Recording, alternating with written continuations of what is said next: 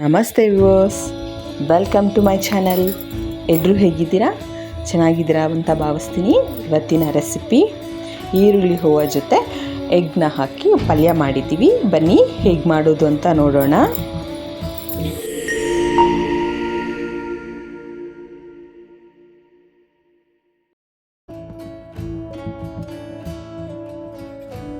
Easy and simple, ಯಾರು ಬೇಕಾದರೂ ಮಾಡ್ಕೋಬೋದು. ಈಗ ಒಬ್ಬೊಬ್ಬರೇ ಮನೇಲಿ ಇರ್ತಾರೆ, ಎಗ್ ಪಲ್ಯ ಮಾಡ್ಕೋತಾರೆ. ಅದನ್ನು ಡಿಫ್ರೆಂಟಾಗಿ ಹೇಗೆ ಮಾಡ್ಕೊಳ್ಬೋದು ಬ್ಯಾಚುಲರ್ಸ್ ಎಲ್ಲರೂ. ಈಗ ಇದು ನೋಡಿದ್ರೆ ನಿಮಗೆ ಗೊತ್ತಾಗುತ್ತೆ. ಮೊದಲಿಗೆ ಈರುಳ್ಳಿ ಹೂವನ್ನ ಅದು ಬೇರೆಲ್ಲ ಇರುತ್ತೆ, ಅದನ್ನೆಲ್ಲ ಚೆನ್ನಾಗಿ ಬಿಡಿಸ್ಕೊಂಡು 2 ಸರಿ ತೊಳ್ಕೊಂಡು ನಾವು ತೋರಿಸ್ತಿರೋ ಹಾಗೆ ಸಣ್ಣದಾಗಿ ಕಟ್ ಮಾಡಿ ಎತ್ತಿಟ್ಕೊಳ್ಳಿ. ಈ ಡಿಶ್ ಮಾಡೋದಕ್ಕೆ ತುಂಬ ಕಮ್ಮಿ ಪದಾರ್ಥಗಳು ಬೇಕಾಗಿರುತ್ತೆ. ಯಾರು ಬೇಕಾದರೂ ಮಾಡ್ಕೋಬೋದು ಈಸಿಯಾಗಿ.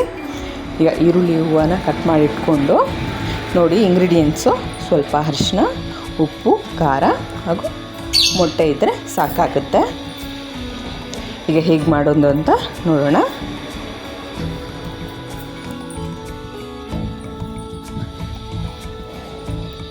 ಡಿಫ್ರೆಂಟಾಗಿ ಏನಾದರೂ ಮಾಡಬೇಕು ಅಂತಾದರೂ ಈ ಥರ ಮಾಡ್ಕೊಳ್ಳಿ ಎಗ್ಗಲ್ಲಿ. ಈಗ ಮೊದಲಿಗೆ ನಾವು ಒಂದು ಬಾಣಲಿ ಇಟ್ಕೊಂಡು ಅದಕ್ಕೆ ಎಣ್ಣೆ ಹಾಕ್ಕೊಳ್ಳೋಣ.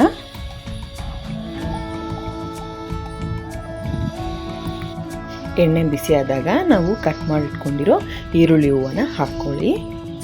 ಇದಕ್ಕೆ ಈರುಳ್ಳಿ ಎಕ್ಸ್ಟ್ರಾ ಕಟ್ ಮಾಡ್ಕೋಬೇಕು ಅಂತ ಏನಿಲ್ಲ. ಇದರಲ್ಲೇ ನೋಡಿ ಚಿಕ್ಕ ಚಿಕ್ಕದಾಗಿ ಈರುಳ್ಳಿ ಅದು ಬೇರೆ ಇರುತ್ತಲ್ಲ, ಅದರಲ್ಲಿರುತ್ತೆ. ಇದನ್ನು ಚೆನ್ನಾಗಿ ಎಣ್ಣೆಯಲ್ಲಿ ಫ್ರೈ ಮಾಡಿಕೊಂಡು ಸ್ವಲ್ಪ ಉಪ್ಪನ್ನು ಹಾಕಿ ಮಿಕ್ಸ್ ಮಾಡಿ ಲಿಡ್ಡನ್ನು ಮುಚ್ಚಿ ಬೇಯಿಸ್ಕೊಳ್ಳಿ. ತುಂಬ ಬೇಗ ಆಗೋಗುತ್ತೆ ಈ ಡಿಶ್ಶು. ಈಸಿ ಆ್ಯಂಡ್ ಸಿಂಪಲ್ ಕೂಡ. ಆಗ ಒಂದೆರಡು ಸಲ ತಿರ್ಗಿಸ್ಕೊಡ್ತಾಯಿರಿ, ಚೆನ್ನಾಗಿ ಬೇಯಲಿ. ಈಗ ಬೆಂದಿದೆ. ಇದಕ್ಕೆ ಅಚ್ಚ ಪುಡಿ ರುಚಿಗೆ ತಕ್ಕಷ್ಟು ಹಾಗೂ ಸ್ವಲ್ಪ ಅರಿಶಿನ ಹಾಕಿ ಮಿಕ್ಸ್ ಮಾಡ್ಕೊಳ್ಳಿ.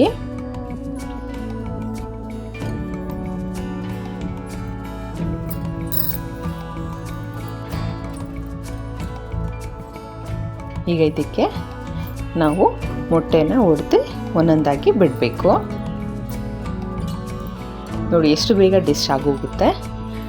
ಈಸಿ ಅಲ್ಲ, ನೀವು ಮನೇಲಿ ಟ್ರೈ ಮಾಡಿ. ಯಾರೆಲ್ಲ ಇನ್ನೂ ನಮ್ಮ ಚಾನಲ್ನ ಸಬ್ಸ್ಕ್ರೈಬ್ ಮಾಡ್ಕೊಂಡಿಲ್ಲೋ ಪ್ಲೀಸ್ ಸಬ್ಸ್ಕ್ರೈಬ್ ಮಾಡ್ಕೊಳ್ಳಿ. ಬೆಲ್ ಐಕಾನ್ನ ಕ್ಲಿಕ್ ಮಾಡಿ, ಆಗ ನಾವು ಹಾಕುವಂಥ ವೀಡಿಯೋಗಳ ನೋಟಿಫಿಕೇಷನ್ ನಿಮಗೆ ಬರುತ್ತೆ. ನೀವು ಮಿಸ್ ಮಾಡದೆ ವೀಡಿಯೋಸ್ನ ನೋಡ್ಬೋದು.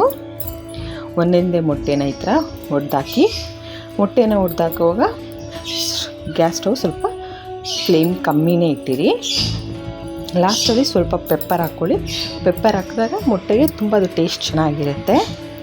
ಉಪ್ಪು ಆಗಲೇ ಹಾಕಿದ್ದೀರಾ. ಇದಕ್ಕೆ ಈಗ ಮೊಟ್ಟೆಗೋಸ್ಕರ ಸ್ವಲ್ಪ ಹಾಕ್ಕೊಂಡು ಮಿಕ್ಸ್ ಮಾಡ್ತೀರಿ. ನಿಧಾನಕ್ಕೆ ಮಿಕ್ಸ್ ಮಾಡಬೇಕು. ಲೋ ಫ್ಲೇಮಲ್ಲೇ ಇರಲಿ. ಆಮೇಲೆ ಸ್ವಲ್ಪ ಸ್ವಲ್ಪ ಜಾಸ್ತಿ ಇಟ್ಕೊಳ್ಳಿ. ಇಷ್ಟೇ ನೋಡಿ, ಎಷ್ಟು ಬೇಗ ಆಗಿದೆ ಈ ಡಿಶ್ಶು. ಮನೆಗೆ ಯಾರಾದರೂ ಗೆಸ್ಟ್ ಎಲ್ಲ ಬಂದಾಗ ಏನಾದರೂ ವೆರೈಟಿ ಮಾಡಬೇಕು ಅಂದರೆ ಈ ಥರ ಮಾಡಿಕೊಡಿ. ಇದು ಚಪಾತಿ ತುಂಬ ಚೆನ್ನಾಗಿರುತ್ತೆ, ಮತ್ತು ಊಟಕ್ಕೆ ಸೈಡಲ್ಲಿ ಡಿಶ್ ಥರನೂ ಚೆನ್ನಾಗಿರುತ್ತೆ. ಇದನ್ನು ಸ್ವಲ್ಪ ರೋಸ್ಟ್ ಮಾಡಬೇಕು, ಆಗ ತುಂಬ ಚೆನ್ನಾಗಿರುತ್ತೆ. ನೀರಿನ ಅಂಶ ಎಲ್ಲನೂ ಹೋಗ್ಬೇಕು. ನೋಡಿ, ನೀರಿನ ಅಂಶ ಎಲ್ಲ ಹೋಗಿದೆ.